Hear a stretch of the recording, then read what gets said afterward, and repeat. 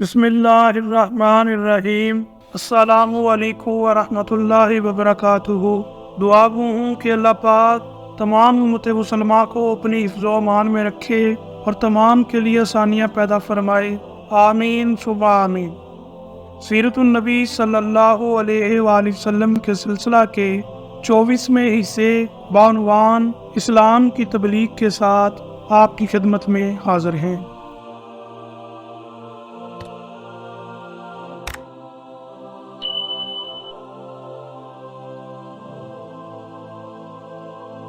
اس کے بعد کچھ دن تک آپ صلی اللہ علیہ وآلہ وسلم خاموش رہے۔ پھر آپ صلی اللہ علیہ وآلہ وسلم کے پاس جبرائیل علیہ السلام نازل ہوئے۔ انہوں نے آپ کو اللہ کی جانب سے اللہ تعالیٰ کے پیغام کو ہر طرف پھیلا دینے کا حکم سنایا۔ آپ صلی اللہ علیہ وآلہ وسلم نے دوبارہ لوگوں کو جمع فرمایا۔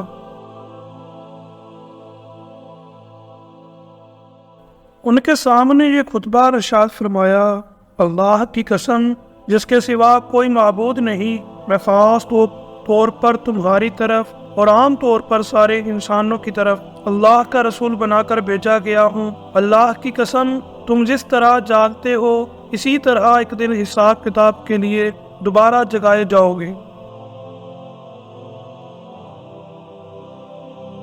پھر تم جو کچھ کر رہے ہو اس کا حساب تم سے لیا جائے گا۔ اچھائیوں اور نیک اعمال کے بدلے میں تمہیں اچھا بدلہ ملے گا اور برائی کا بدلہ برا ملے گا۔ وہاں بلا شبہ ہمیشہ ہمیشہ کے لیے جنت ہے یا ہمیشہ ہمیشہ کے لیے جہنم ہے۔ اللہ کی قسم اے بنی عبد المطلب، میرے علم میں ایسا کوئی نوجوان نہیں جو اپنی قوم کے لیے اس سے بہتر اور اعلیٰ کوئی چیز لے کر آیا ہو۔ میں تمہارے واسطے دنیا اور آخرت کی بھلائی لے کر آیا ہوں۔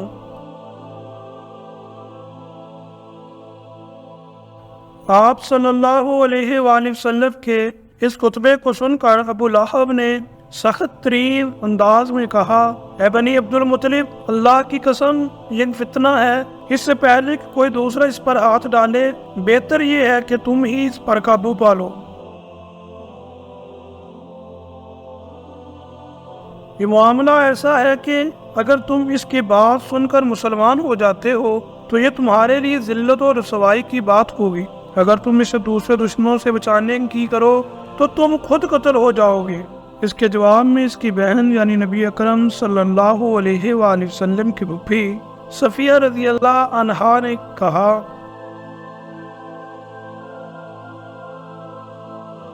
بھائی کیا اپنے بھتیجے کو اس طرح رسوا کرنا تمہارے لیے مناسب ہے؟ اور پھر اللہ کی قسم بڑے بڑے عالم یہ خبر دیتے آ رہے ہیں کہ عبد المطلب کے خاندان میں سے ایک نبی ظاہر ہونے والے ہیں، لہٰذا میں تو کہتی ہوں یہی وہ نبی ہیں۔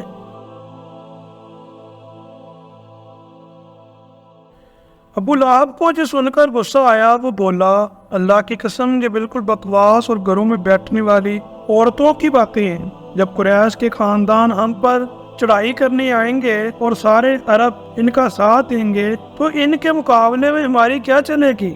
خدا کی قسم ان کے لیے ہم ایک تر نوالے کی حیثیت ہوں گے۔ اس پر ابو طالب بول اٹھے، اللہ کی قسم جب تک ہماری جان میں جان ہے ہم ان کی حفاظت کریں گے۔ اب نبی کریم صلی اللہ علیہ وآلہ وسلم صفا پہاڑی پر چڑھ گئے اور تمام قریش کو اسلام کی دعوت دی۔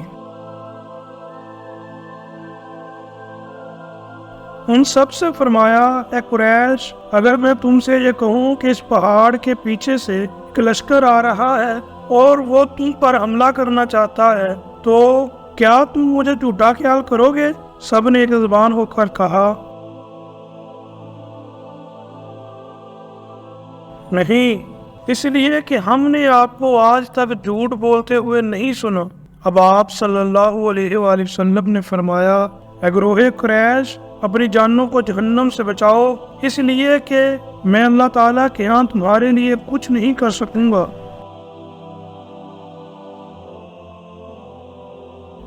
میں تمہیں اس زبردست عذاب سے صاف ڈرا رہا ہوں جو تمہارے سامنے ہے۔ میں تم لوگوں کو 2 کلمے کہنے کی دعوت دیتا ہوں جو زبان سے کہنے میں بہت ہلکے ہیں لیکن ترازو میں بے حد وزن والے ہیں۔ ایک اس بات کی گواہی کہ اللہ کے سوا کوئی عبادت کے لائق نہیں، دوسرا یہ کہ میں اللہ کا رسول ہوں۔ اب تم میں سے کون ہے جو میری اس بات کو قبول کرتا ہے؟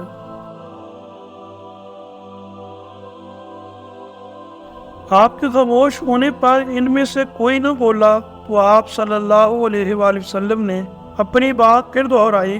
پھر آپ نے تیسری بار اپنی بات دہرائی، مگر اس بار بھی سب خاموش کھڑے رہے۔ اتنا ہوا کہ سب نے آپ کی بات خاموشی سے سن لی اور واپس چلے گئے۔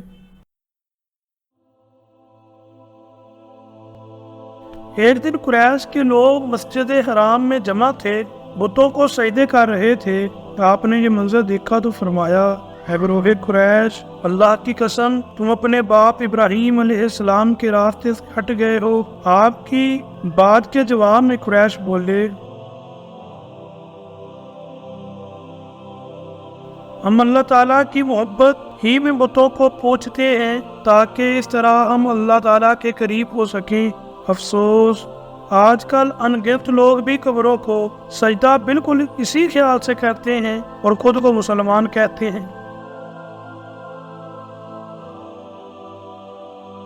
اس موقع پر اللہ تعالیٰ نے ان کی بات کے جواب میں وحی نازل فرمائی۔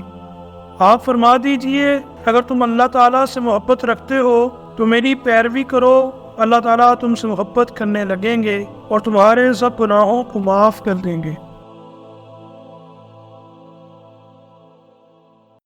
قریش کو یہ بات بہت ناگوار گزری۔ انہوں نے ابو طالب سے شکایت کی، ابو طالب، تمہارے بھتیجے نے ہمارے معبودوں کو برا کہا ہے، ہمارے دین میں عیب نکالے ہیں، ہمیں بے عقل ٹھہرایا ہے، اس نے ہمارے باپ دادا تک کو گمراہ کہا ہے۔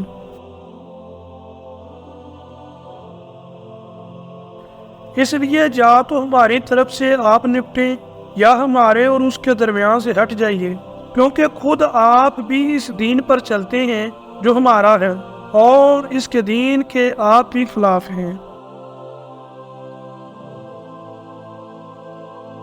ابو طالب نے انہیں نرم الفاظ میں یہ جواب دے کر واپس بھیج دیا کہ اچھا، میں نے سمجھاؤں گا۔ اور اللہ تعالیٰ نے حضرت جبرائیل علیہ السلام کو آپ صلی اللہ علیہ وآلہ وسلم کی خدمت میں بھیجا۔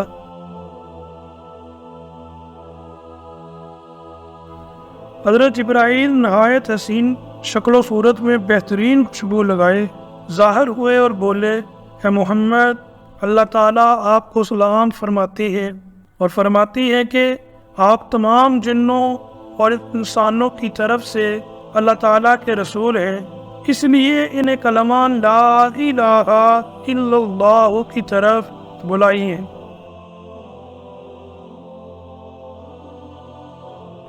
یہ حکم ملتے ہی آپ نے قریش کو براہ راست تبلیغ شروع کر دی، اور حالت اس وقت یہ تھی کہ کافروں کے پاس پوری طاقت تھی اور وہ آپ کی پیروی کرنے کے لیے ہرگز تیار نہیں تھے۔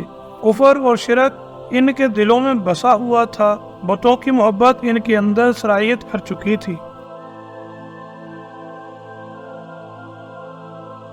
ان کے دل اس شرک اور گمراہی کے سوا کوئی چیز بھی قبول کرنے پر آمادہ نہیں تھے۔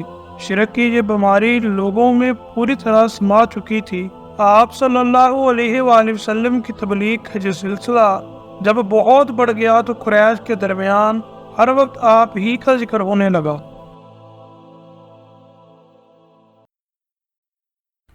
وہ لوگ ایک دوسرے سے بڑھ چڑھ کر آپ سے دشمنی پر اتر آئے، آپ کے قتل کے منصوبے بنانے لگے، یہاں تک سوچنے لگے کہ آپ کا معاشرتی بائیکاٹ کر دیا جائے۔ لیکن یہ لوگ پہلے ایک بار پھر ابو طالب کے پاس گئے اور ان سے بولے،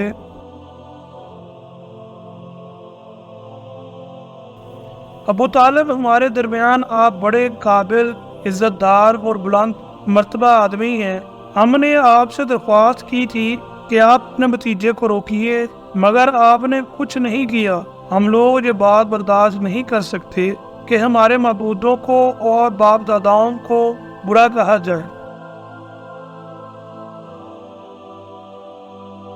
ہمیں بے عقل کہا جائے، آپ انہیں سمجھا لیں، ورنہ ہم آپ سے اور ان سے اس وقت تک مقابلہ کریں گے جب تک کہ دونوں فریقوں میں سے ایک ختم نہ ہو جائے۔ مزید اسلامی معلوماتی ویڈیو دیکھنے اور سننے کے لیے ہمارا یوٹیوب چینل ہمارا اسلام انفارمیشن کو سبسکرائب کریں اور گھنٹی کے نشان کو دبائیں۔ شکریہ۔